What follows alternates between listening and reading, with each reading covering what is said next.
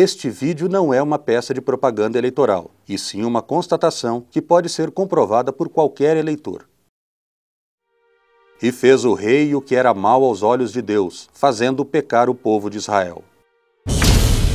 O governo federal e o Congresso Nacional que vamos eleger neste ano colocarão em xeque a relação de Deus com o Brasil e o seu povo.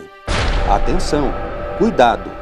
Em documento divulgado pela CNBB, Dom Luiz Gonzaga Bergonzini nos alerta: dai a César o que é de César, e a Deus o que é de Deus. Com esta frase, Jesus definiu bem a autonomia e o respeito que deve haver entre a política, César, e a religião, Deus. Por isto, a Igreja não se posiciona nem faz campanha a favor de nenhum partido ou candidato, mas faz parte da sua missão zelar para o que é de Deus não seja manipulado ou usurpado por César, e vice-versa. Ou seja, embora política e religião não devam se misturar, nós temos que nos submeter às leis humanas e às leis divinas ao mesmo tempo.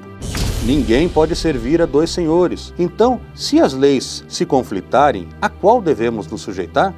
Cuidado, preste atenção. O artigo 60 da Constituição diz que é preciso 3/5, 60% do Senado para mudar a Constituição. Este ano, vamos eleger 2/3, 66% dos senadores. Avalie isso. A Gazeta do Povo perguntou aos 4 principais candidatos paranaenses ao Senado qual a sua posição sobre 3 temas polêmicos que serão debatidos no Congresso na próxima legislatura. Não estamos emitindo opinião, apenas constatando as respostas deles. Só Ricardo Barros se posicionou contrário aos 3 temas. Confira você mesmo na edição de 22 de agosto. Descriminalização do aborto. O artigo 124 do Código Penal diz que provocar aborto em si mesma ou permitir que lhe seja provocado é crime, com detenção de 1 a 3 anos. Projeto de Lei 1135/91 em discussão no Congresso Nacional suprime o artigo 124 do Código Penal, ou seja, o aborto deixa de ser crime. O PT aprovou em seu Congresso Nacional uma resolução sobre as mulheres pedindo descriminalização do aborto. Cerca de 70% dos votos foram favoráveis. Poderão alegar que o partido não é a favor do aborto, só deseja que deixe de ser tratado como crime. Resposta do Gustavo Frutti. Ora, é óbvio, o SUS não pode dar atendimento exatamente por ser considerado crime. Querer que o SUS atenda não seria o mesmo que concordar com a sua descriminalização? Legalização da maconha. O assunto já está em debate no Congresso e vai abrindo espaço na América Latina.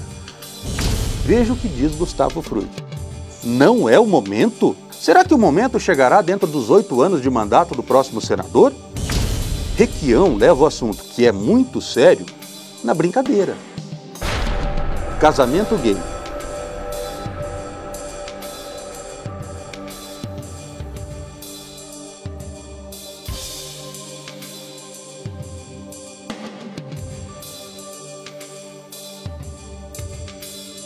A Lei 1151 de 1995, da então deputada Marta Suplicy, que é candidata ao Senado por São Paulo, deverá entrar em votação no Congresso. Ou você tem dúvida disso?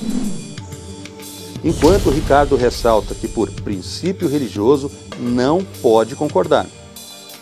Independente de o assunto ser questão fechada do PT e ter opinião favorável do próprio presidente, Gleisi, Gustavo e Requião já se posicionaram a favor. Mas isso não é o pior. Antes do casamento gay, deve vir a lei da homofobia, já aprovada na Câmara, que agora será discutida no Senado.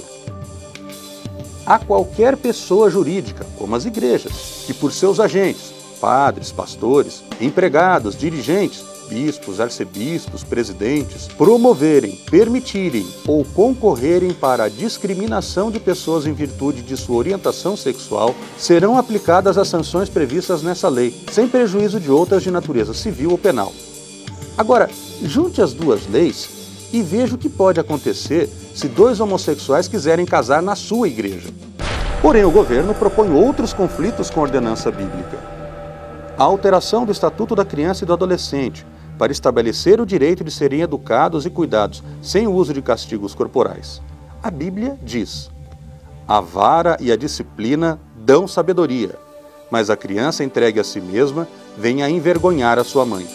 Nenhum de nós concorda com a violência contra crianças, mas esse projeto não se refere à violência, e sim à correção, disciplina e educação, contrariando inúmeras orientações da Bíblia. Não deixe de corrigir a criança, umas palmadas não a matarão, para dizer a verdade, poderão até livrá-la da morte.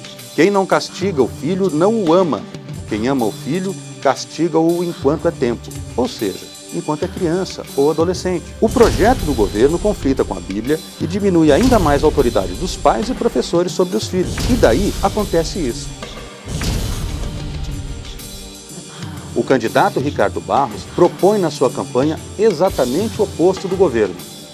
A regra atual do Estatuto da Criança e do Adolescente não está protegendo nossos jovens. Precisamos recuperar a autoridade da família. Hoje, o aluno ofende o professor, agride. Se o professor reage, é chamado no conselho tutelar. A mãe apanha do filho. Se reage, é chamada na delegacia. Chega de aluno batendo em professor, filho batendo em mãe e ninguém poder fazer nada. Não há mais respeito. Não é essa a verdadeira interpretação do Estatuto. Eu quero dizer para vocês que nós precisamos tomar muito cuidado com essas eleições que vão acontecer. Porque existem uma série de leis que estão tramitando, que vão depender do voto do deputado federal, que vão depender do voto do senador. E eu queria pedir não somente para você orar, eu acho que todos nós devemos orar, mas nos posicionarmos e procurarmos, quando votarmos, as pessoas que se posicionem claramente contra estas coisas e assumam o compromisso de lutar no Congresso Nacional, de lutar na máquina estatal contra a legalização da iniquidade. Ainda há tempo. Só Ricardo Barros assumiu publicamente seus princípios religiosos, colocando-os acima das conveniências eleitorais e confrontando as forças espirituais do mal. E agora, sabendo disso tudo, como você vai votar? A bênção de Deus está em jogo.